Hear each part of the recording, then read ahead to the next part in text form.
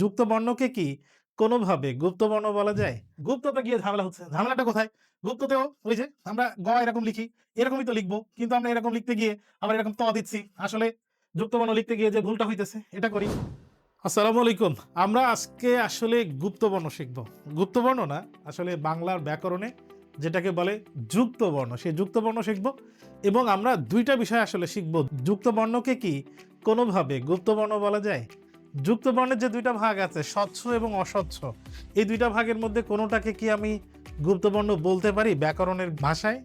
এটা একটা বিষয় শিখব। আরেকটা বিষয় শিখব, আমরা লেখার ক্ষেত্রে বা বলার ক্ষেত্রে এই যে আমাদের দেয়ালে লেখালেখি হইতেছে, অনেকে ফেসবুকে বা নিজে পরীক্ষার খাতায় লেখার ক্ষেত্রে যুক্ত বর্ণের অনেক বিষয় ভুল করে লিখতে গিয়ে। আমরা কি কি ভুল করি, কোন কোন ভুল হয় এবং গুপ্তবর্ণ এবং যুক্তবর্ণ জিনিসটা কি সে বিষয়ে আমরা জানবো।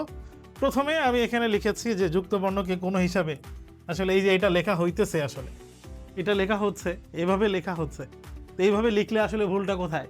দেখো, ভুলটা হইতেছে এই যে গয়ে রস্যুকার। আমি যদি হাতে লিখি, নিজের হাতে, তো নিজের হাতে লিখলে গয়ের রস্যুকার তো আমি এভাবে লিখি, এটা তো গয়ের রস্যুকার। কিন্তু যখন কম্পিউটারে হয়ে যায়, গ এবং রস্যুকারে যখন গ এবং রস্যুকারকে যখন তুমি মোবাইলে বা কম্পিউটারে লিখে ফেলবা, তখন সেটা আসলে হয়ে যায় এরকম। এখন আমাদের যে ভুলটা হইতেছে, সে ভুলটা হচ্ছে আমরা ওই কম্পিউটারের লেখাটাকে কিছুটা নেই, মানে এটাকে নেই, নিয়ে আর গকে আমি হাতের মতো করে লিখি। সেইটা করতে গিয়ে এই যে গকে আমি হাতে নিচ্ছি আর কম্পিউটারে যে রস্যকার সেটা হয়ে যাচ্ছে, কিন্তু এইটা লিখতে গিয়ে আমাদের হয়ে যাচ্ছে গতপত, মানে গুপ্তকে আমরা গতপত বা গতপ্ত লিখে ফেলতেছি। তাহলে এইটা কিন্তু হবে না, আসলে এটা ভুলটা করছি। এই ধরনের আর কি কি ভুল করি? আর যুক্তবর্ণ বা গুপ্তবর্ণটা কি একটু আমরা জানার চেষ্টা করি। দেখো, আমরা জানি যে যুক্তবর্ণের ২টা ভাগ আছে। সে ২টা ভাগকে একটা বলে স্বচ্ছ যুক্তবর্ণ, আরেকটা ভাগকে বলা হয় অস্বচ্ছ যুক্তবর্ণ। আচ্ছা, এই স্বচ্ছ যুক্তবর্ণ আর অস্বচ্ছ যুক্তবর্ণ কি একটু দেখি আমরা। স্বচ্ছ যুক্তবর্ণ আর অস্বচ্ছ যুক্তবর্ণ, স্বচ্ছ মানে ইংরেজিতে আমরা বলি ট্রান্সপারেন্ট, মানে ক্লিয়ার, আর অস্বচ্ছ মানে যেটা ক্লিয়ার না, ট্রান্সপারেন্ট না। আমরা জানি যুক্তবর্ণে ২টা বর্ণ মিলিত হয়, যুক্ত হয়। সেই জায়গায় আমরা ধরো এখানে যে যুক্তবর্ণটা আছে, এখানে চ এবং ছ যুক্ত হয়েছে। চ এবং ছকে এখানে আমি দেখতে পাচ্ছি কিনা ক্লিয়ারলি?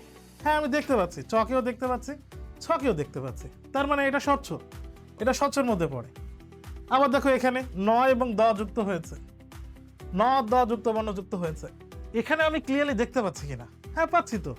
এখানেও যে যুক্ত বর্ণ ন এবং দ, এটাকে আমি ক্লিয়ারলি দেখতে পাচ্ছি, তার মানে এটাও স্বচ্ছের মধ্যে পড়ে। গুপ্ত বর্ণের যে প ত আছে লিখতে গিয়ে, এই প এবং ত, এই দুইটাকেও তো আমি ক্লিয়ারলি দেখতে পাচ্ছি, তার মানে এটাও স্বচ্ছের মধ্যে পড়ে।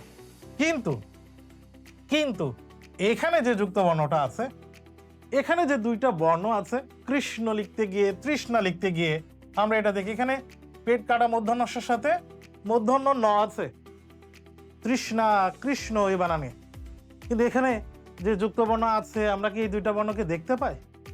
এই ২টা বর্ণকে তো দেখতে পাচ্ছি না। তার মানে এটাকে আমি কি বলবো? অস্বচ্ছ যুক্ত বর্ণ, অস্বচ্ছ যুক্ত বর্ণ। ঠিক একইভাবে এখানে যে যুক্ত বর্ণ আছে, এখানে ক এর সাথে পেট কাটা মূর্ধন্য ষ আছে, তো এই ২টা বর্ণকে এখানে দেখা যায়? দেখা যায় না, তাহলে এটাও অস্বচ্ছ যুক্ত বর্ণ। একইভাবে এখানে ইয়োর সাথে চ আছে, যেটা পঞ্চ বানান লিখতে গিয়ে আমরা লিখি পঞ্চ বানান, পঞ্চায়েত বানানের লিখতে গিয়ে আমরা এটা দেখি। এখানে কি বর্ণ ২টা দেখা যায়? দেখা যায় না, মানে অস্বচ্ছ। তাহলে এটাও অস্বচ্ছের মধ্যে পড়ে। এখন আমি দেখানোর চেষ্টা করব ব্যাকরণে গুপ্ত বর্ণ বলে আসলে কিছু একটা আছে। কি সেটা? এই যে মূর্ধন্য ষ এবং মূর্ধন্য, এর মধ্যে গুপ্ত আছে না, লুকিয়ে আছে না? দেখা তো যাচ্ছে না। ক্ষীয়র মধ্যে ক এবং মূর্ধন্য ষ লুকিয়ে আছে কিনা? লুকিয়ে আছে। এখানেও তা ইয় এবং চ দেখা যায় না ক্লিয়ারলি, লুকিয়ে আছে। তার মানে আমরা দেখতে পাই আসলে ব্যাকরণে গুপ্ত বর্ণ বলেও একটা বিষয় আছে। কি সেটা? যুক্ত বর্ণের যে অস্বচ্ছ যুক্ত বর্ণ, অস্বচ্ছ, ক্লিয়ারলি দেখা যায় না, সেটাকে আমরা গুপ্ত বর্ণ বলতে পারি, গুপ্ত বর্ণ বলা যায়। এখন দেখো, গুপ্ত বর্ণ বলতে মানে গুপ্ত নিয়ে আমরা যে নেগেটিভলি দেখি, আসলে নেগেটিভ কি বিষয়, এখানে যে ক এবং মূর্ধন্য ষ আছে ভিতরে লুকায় আছে, কিন্তু তাদের কাজ এখানে আছে কিনা, তারা ক্রিয়াশীল কিনা, তারা অ্যাক্টিভ কিনা, তাদের অ্যাক্টিভিটিস আছে কিনা, উত্তর হইতেছে আছে। তার মানে কোনো শব্দে কোনো বর্ণের মধ্যে গুপ্ত বর্ণ থাকলেও বর্ণের অ্যাক্টিভিটিস আছে। গুপ্ত বর্ণ মানে এরকম না যে তার কোনো কাজ নেই, তারও সত্তা অবশ্যই আছে। তাহলে আমরা গুপ্তবর্ণ জিনিসটা প্রমাণ করলাম। এবার আমরা দেখব যে আসলে যুক্তবর্ণ বা গুপ্তবর্ণ লিখতে গিয়ে বা বলতে গিয়ে, ওই যে দেয়ালিকায় লিখতে গিয়ে আমরা অনেক ভুল করি, সে ভুলগুলো কি কি। দেখো, ছাত্রদল বা ছাত্রলীগ তোমরা অনেক সময় দেখবা অনেক পোস্টারেও, অনেকে ফেসবুক স্ট্যাটাস দিতে গিয়ে বা মস্করা করে স্ট্যাটাসে ছায়ে লীগ বা ছায়ে লীগ বা ছায়ে দল লিখে ফেলে, মানে টিটকারি করেও অনেকে লেখে ছায়ে লীগ বা ছায়ে দল। আসলে এখানে ভুলটা কোথায়? আসলে ভুলটা হচ্ছে আমি যদি এরকম লিখি তাহলে এটা বর্ণ এ বর্ণ, যেরকম আমরা এক শব্দ লিখতে গিয়ে এটা লিখি, এটা হচ্ছে এ বর্ণ। কিন্তু যদি আমি এই এর উপরে মাত্রা দিই তখন এটা কি হয়? তখন এটা হয় ত এর সাথে র ফলা। তাহলে ছাত্র বানানে কি হবে? ছাত্র বানানে আসলে এটা হবে না, হবে কি ত এর সাথে র ফলা, ছাত্র দল। একইভাবে ছাত্রলীগ এভাবে হবে না, হবে ত এর সাথে র ফলা। তাহলে ত এর সাথে র ফলা গিয়ে ভুল করে মাত্রা না দিয়ে আমরা ছায়ে লীগ বা ছায়ে দল ভুল করে লিখে ফেলি।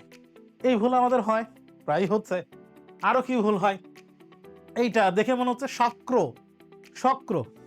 অনেকে বলে এটা শত্রু, ছায়ে লীগ ছায়ে দল একে অন্যের শত্রু, লিখতে গেছে একে অন্যের শত্রু, কিন্তু লিখে ফেলেছে শক্র। এখানে যে যুক্ত বর্ণটা আছে এটাকে ভাঙলে পাবো ক এর সাথে র। যেরকম আমি বিক্রি বানান লিখলাম, বিক্রি, বিক্রি বানান লিখতে গিয়ে আমাকে এরকম লিখতে হয়। এই যে লিখেছে আমি, এটা হচ্ছে ক এর সাথে র ফলা, কিন্তু শত্রু বানানে, শত্রু বানানে আসলে কি ক এর সাথে র ফলা এটা এরকম হবে না, শত্রু বানান হবে তালব্যস্যর সাথে র ফলা রস্যু উকার। তাহলে ত এর সাথে র ফলা দিয়ে রস্যু উকার দিলে এরকম হয় শত্রু। যদি কম্পিউটারে আমরা লিখি তাহলে এরকম হয়ে যায় তালব্যস্য ত র ফলা দিলে রস্যু উকার। রস্যু উকার যদি আঁকড়া আমি উপরের দিকে দিই তাহলে ত এর সাথে র ফলা দিয়ে রস্যু উকার হইতেছে, কিন্তু যদি এরকম নিচের দিকে দিই তখন হয়ে যাচ্ছে শক্র, যেটা ক্রয় বিক্রয় বানানে আছে। তাহলে এরকম একটা ভুল আমরা করি। আরেকটা ভুল হইতেছে, যে ভুলটা আসলে এই বর্তমান সময় চলতেছে, সেটা কি গুপ্ততে গিয়ে ঝামেলা হচ্ছে। ঝামেলাটা কোথায়? গুপ্ততেও ওই যে আমরা গ এরকম লিখি, এরকমই তো লিখবো, কিন্তু আমরা এরকম লিখতে গিয়ে আবার এরকম ত দিচ্ছি। আসলে যুক্তবর্ণ লিখতে গিয়ে যে ভুলটা হইতেছে এটা করি। আরও একটা ভুল আছে, কি সেটা দেখো। প একটা বর্ণ, এই প বর্ণে কিন্তু মাত্রা অর্ধেক, প কিন্তু অর্ধমাত্রার বর্ণ, কিন্তু আমরা লিখতে গিয়ে কি করছে, এই যে এখানে দাগ দিচ্ছি, অনেকে দাগ দিতেছে, এখানে তো ত লিখতেছেই, এভাবে তো তয় লিখতেছেই, তার মানে গতত্ব লিখতে গিয়ে আবার পয়েও মাত্রা দিচ্ছে। তাহলে প তো অর্ধমাত্রার বর্ণ, এটাও ভুল হচ্ছে। তাহলে আমরা যদি এভাবে লিখি, আমরা যদি এভাবে লিখি তাইলে ভুলটা হইতেছে দুই জায়গায়। একটা হচ্ছে এখানে রস্যুকার হচ্ছে না, ত হয়ে যাচ্ছে, আবার পয়ে মাত্রা চলে আসতেছে। এই একটা ভুল আমরা করছি। আমরা গুন্ডা লিখতে গিয়ে একটা ভুল করি। দেখো, গয় রস্যকার কম্পিউটার বা মোবাইলে লিখলে এরকম হয়, কিন্তু আমরা হাতে লিখলে এরকম লিখি। ঠিক আছে, এটা তো ঠিক আছে। আর এই যে যুক্তবর্ণ আছে, এইখানে এর যুক্তবর্ণ আছে, এটাও গুপ্তবর্ণ, মানে অস্বচ্ছ যুক্তবর্ণ। এখানে যে বর্ণটা আছে সেখানে আছে মূর্ধন্যর সাথে ড। কিভাবে বুঝবো যে এখানে মূর্ধন্য আছে? দেখো, এখানে যেহেতু মাত্রা নেই, অর্ধেক মাত্রা আছে। আমরা জানি দন্তান্নতে পূর্ণ মাত্রা, কিন্তু মূর্ধন্যতে অর্ধমাত্রা। তার মানে এখানে যে নটা যুক্ত হয়েছে, এই নটা অর্ধমাত্রা মানে মূর্ধন্য। কিন্তু আমরা যেহেতু কম্পিউটারে মূর্ধন্য এবং ড লিখলে এরকম হয়ে যায়, আমরা হাতে লেখার সময় হিসাবে আমাদের এরকম লেখার কথা, হিসাবে আমাদের এরকম লেখার কথা। এ পাশে আমি মাত্রা দেব না, তার মানে অর্ধমাত্রা আছে। কিন্তু আমরা ভুল করে কি করি, আমরা ভুল করে এখানেও মাত্রা দেই। তাহলে মূর্ধন্যটা কি হয়ে গেল? দন্তান্ন হয়ে গেল। এখন ড এর সাথে কোনো ন যুক্ত হলে সেটা কি দন্তান্ন হয়? উত্তর হচ্ছে না, হয় না। তার মানে এখানে মূর্ধন্য জায়গায় দন্তান্ন দিয়ে আমরা ভুল করতে পারি। তাহলে এখানে গুন্ডা বানানে মূর্ধন্য হবে। এরপর আমরা আরো একটা ভুল করি, দেখো কিভাবে ভুলটা হচ্ছে। রত্ন, কিন্তু আমরা অনেক সময় এটা ভুল করে রত্ন এরকম লিখে ফেলতে পারি, রত্ম হয়ে যায়। রত্ম তো হবে না, রত্ত, কারণ ত এর সাথে মফলা শেষে আছে, তাহলে ত এর সাথে যেহেতু মফলা আছে এটা দ্বিতীয় উচ্চারণ হবে, রত্ত বলে ফেলি আমরা। তাহলে যদি আমরা এভাবে লিখি উপর পর্যন্ত, এটা ভুল, আসলে এইটাই হবে এখানে যেভাবে লিখেছি, এটা রত্ন। ঠিক একইভাবে আত্মত্যাগ বা আত্মবিসর্জন, এটা লিখতে গিয়ে আমরা অনেক সময় এই যেটা আছে এটা এইভাবে না লিখে ত এর সাথে এরকম লিখে ফেলি। যদি আমরা এরকম লিখে ফেলি তাহলে এখানে ত এর সাথে ন ফলা আছে, ত এর সাথে ন ফলা তো হবে না, হবে কি ত এর সাথে ম ফলা, তাহলে এটা ভুল। আমরা এভাবে লিখছি, এটা ঠিক আছে। তাহলে ত ন ফলা এবং ম ফলার এই ভুলটাও আমরা যুক্ত বর্ণ লিখতে গিয়ে করি।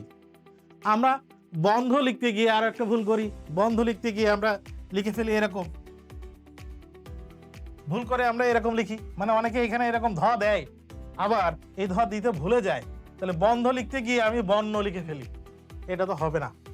আঁকড়া এই পাশে একটা হবে, এটা হচ্ছে বন্ধ বানানের শুদ্ধ যুক্ত বর্ণের রূপ। আমরা শক্তি লিখতে গিয়ে একটা ভুল করে ফেলি, এখানে যে যুক্ত বর্ণ আছে এই যুক্ত বর্ণ এটাও গুপ্ত বর্ণ, এখানে ক এবং ত গুপ্ত আছে, মানে ক আর ত মিশে আছে, কিন্তু এটাকে আমরা অনেক সময় ভুল করে এটা না লিখে এটা লিখে ফেলি। আমরা মনে করি এই যে যুক্ত বর্ণটা আছে এখানে ত এর সাথে ত যুক্ত হচ্ছে, আমরা অসাবধানতা বশত অনেকে মনে করি এই আঁকড়া না দিলেই হয়তো কয় তয় হয়ে যায়। দেখো যেহেতু ক যুক্ত হয়েছে, কয়ের যে আঁকড়া আছে এখানে, তাহলে এটা এখানে হবে, তাহলে এটা শক্তি, তাহলে শক্তিকে আমরা এভাবেই লিখবো, এভাবেই লিখলে ভুল হবে। আমরা আরো গুরুত্বপূর্ণ দুইটা জিনিস শিখি। দেখো লক্ষ্মী বানান, যেটাকে ইংরেজিতে বলে লক্ষ্মী, লক্ষ্মী। তো লক্ষ্মী যদি আমি লিখি, লক্ষ্মী যদি আমি লিখি তাহলে এখানে ম দিতে হচ্ছে, এম দিতে হচ্ছে, তার মানে এখানে ক্ষীয়র সাথে ম ফলা আছে।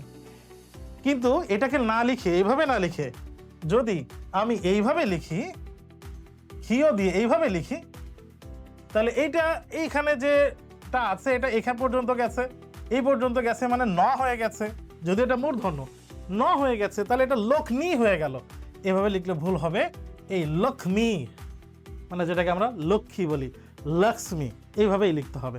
ঠিক একইভাবে এই শব্দটা হচ্ছে তীক্ষ্ণ, তীক্ষ্ণ দৃষ্টি, এই শব্দটা এরকম, কিন্তু এটা যদি ভুল করে ক্ষীয়র সাথে আমি এরকম লিখে ফেলি তাহলে তীক্ষ্ণ হয়ে গেল, উপরে উঠালে এটা ম ফলা হয়ে গেল, ম ফলা লিখলে ভুল, এখানে আছে ন ফলা, তাহলে তীক্ষ্ণ এভাবে হবে। এই যুক্তবর্ণ আমরা ভুল করি। এইভাবে আমরা আজকে যুক্তবর্ণ এবং গুপ্তবর্ণ জিনিসটাকে শিখলাম।